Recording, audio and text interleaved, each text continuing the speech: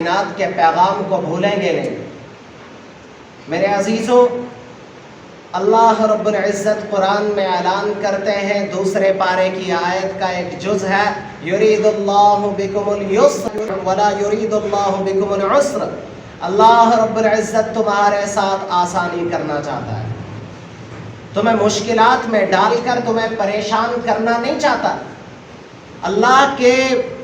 عطا کردہ احکامات کے مطابق زندگی بسر کرنے سے ہوگا کیا؟ جب ہم اللہ کی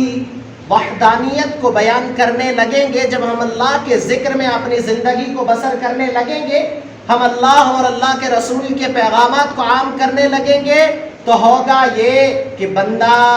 اللہ اور اللہ کے رسول کا تابعدار ہو جائے گا، اور اس سے ابھی اعلان کر چکا رب الہی قرآن کریم میں کہ میری شان میں کوئی زیادتی ہونے والی نہیں۔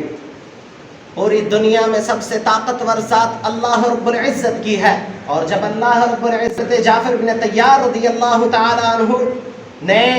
ایک دور میں ظالم بادشاہ کے سامنے یوں جب اس سے پوچھا گیا کہ تمہارا نبی کس چیز کی دعوت دیتا ہے، تو انہوں نے یہ نہیں کہا کہ وہ نبی ہے جو نماز کی دعوت دیتا ہے، انہوں نے یہ نہیں کہا کہ وہ نماز پڑھنے کی دعوت دیتا ہے، روزہ رکھنے کی دعوت دیتا ہے، حج کرنے کی دعوت دیتا ہے، زکوٰۃ نکالنے کی دعوت دیتا ہے۔ نہیں، انہوں نے فرمایا کہ وہ عبادت اللہ کی طرف لگاتا ہے، اللہ کی عبادت میں لگاتا ہے جو ایک ہے، اس کا کوئی شریک نہیں، اور بندوں کو بندوں کی عبادت سے نکالتا ہے۔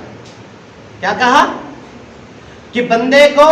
بندے کی غلامی سے نکال کر اپنی غلامی میں لے آتا ہے اور اپنا غلام بناتا ہے۔ جب ہم رب کے غلام ہو جائے تو ہمیں دنیا کے کسی بھی بڑے سے بڑے عہدیدار کی غلامی کرنی نہیں پڑے گی۔ آج ہم اپنے معاشرے کی جب بات کر رہے ہیں نا، میں ایک خلاصے کے طور پر آپ کو بتا دوں کہ تمام دنیا کے مذاہب آپ دیکھ کر چلو، یہودیت پریشان ہے، آپ دیکھ کر چلو عیسائیت پریشان ہے، الغرض دنیا کے تمام مذاہب والے پریشان ہیں کہ ہمارا مذہب خطرے میں ہے۔ اس کا مطلب ہم یوں سمجھ لیتے ہیں کہ یہ مسلمان جبر و تشدد والے ہیں۔ نہیں، آپ کو میں ایک بات بتا دوں، اگر یہودیت چاہے کہ وہ موسیٰ علیہ السلام کی سنتوں پر عمل کرنا، تو ان کے سامنے موسیٰ علیہ السلام کی سنتیں ویسے آیا نہیں ہے، اور اگر عیسائیت چاہے کہ وہ عیسیٰ علیہ السلام کے مذہب کے مطابق اپنی زندگی بسر کرے، تو وہ عیسیٰ علیہ السلام کی سنتوں کو نہیں پا سکتے ہیں، انہیں عیسیٰ علیہ السلام کی سنتیں نہیں ملتی ہیں۔ اگر الغرض تمام دنیا کے مذاہب والے اپنے پیروکار کو اپنے آئیڈل کے مطابق زندگی بسر کرنا بھی چاہیں، تو ان کے سامنے کوئی واضح شاعرہ نہیں ہے جس کے مطابق وہ زندگی بسر کر رہے ہوں۔ لیکن ہم ایسے مذہب کے پیروکار ہیں کہ اللہ رب العزت فرماتے ہیں، اِنَّا نَحْنُ نَزَّلْنَا الذِّكْرَ وَإِنَّا لَهُ لَحَافِظُونَ، ہم ہی نے اس قرآن کو نازل کیا ہے اور ہم ہی اس کی حفاظت کریں گے۔ اس سے مراد صرف قرآن کے الفاظ کو محفوظ کرنا نہیں ہے، بلکہ جیسے کہ رسول اللہ صلی اللہ علیہ وسلم کے دور میں تھا، جیسا رسول اللہ صلی اللہ علیہ وسلم کے دور میں ایک صحابی اپنی زندگی کو بسر کرتے تھے، اسی طریقے اللہ رب العزت کا وعدہ ہے، اِنَّا نَحْنُ نَزَّلْنَا الذِّكْرَ وَإِنَّا لَهُ لَحَافِظُونَ، کہ ہم اس کو ایسے محفوظ کریں گے کہ ہم اللہ کے رسول کے پیغامات کو بھی محفوظ رکھیں گے، قرآن کے پیغامات کو بھی محفوظ رکھیں گے، قرآن کے الفاظات کو بھی محفوظ رکھیں گے۔ لیکن جو یہ دولت دی ہے نا، اس دولت کے دینے پر اللہ رب العزت ایک چیلنج بھی کرتے ہیں، ایک دھمکی آمیز الفاظ بھی ہمارے لیے آیا ہے۔ ہمیں جہاں یہ خوشی کا مقام ہوتا ہے کہ ہم اللہ اور اللہ کے رسول کے پیروکار ہیں، تو یاد رکھو ابھی میں نے جو دوران خطبہ آیت پڑھی تھی، اس میں اللہ رب العزت نے اعلان کر دیا، لا تتخذوا بطانة من دونكم لا يألونكم خبالا کہ تم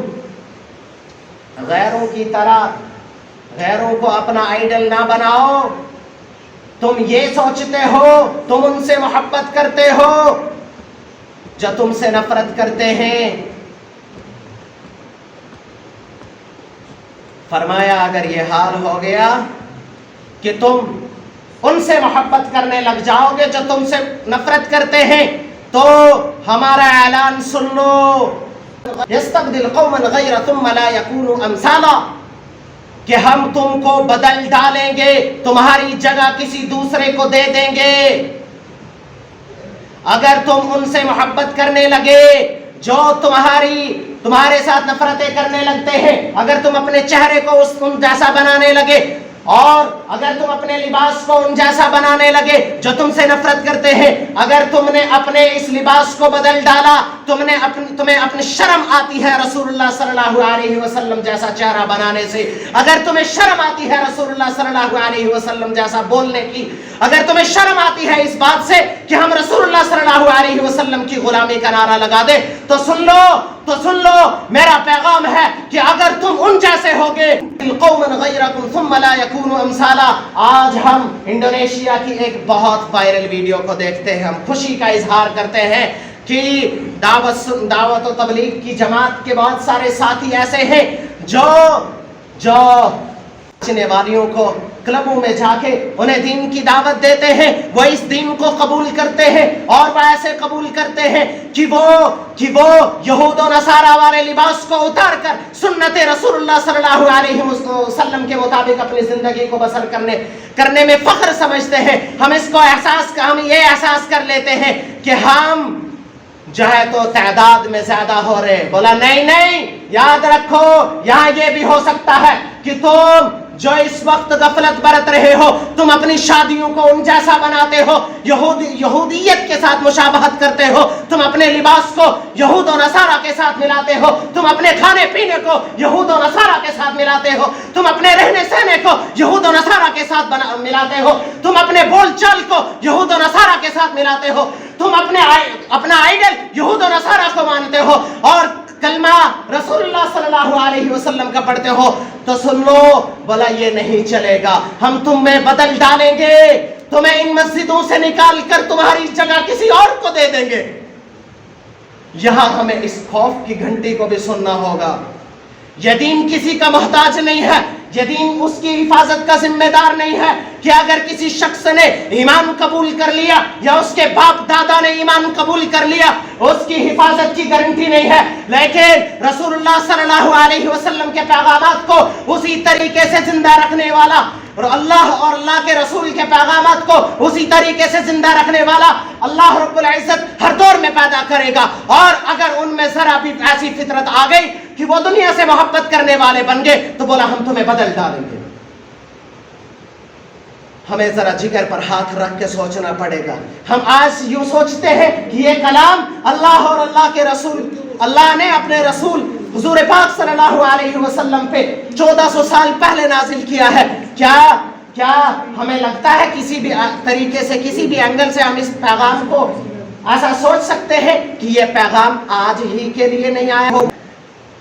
جو آج ہم کبھی دیکھتے ہیں کہ رسول اللہ صلی اللہ علیہ وسلم کے کہیں کارٹون بنائے جا رہے ہیں، کہیں رسول اللہ صلی اللہ علیہ وسلم کی ازدواجی زندگیوں پر انگلیاں اٹھائی جا رہی ہیں اور وہ گندی باتیں کی جا رہی ہیں جو اس وقت کے بدترین منافق اور کافر نہیں کہہ سکے، جو رسول اللہ صلی اللہ علیہ وسلم کے ازلی دشمن تھے، جو سب سے بڑے دشمن تھے. عتبہ، شیبہ، ابو جہل جیسے لوگوں کی زبان پر ایسا الفاظ نہیں آیا، لیکن جو آج یہ اس وقت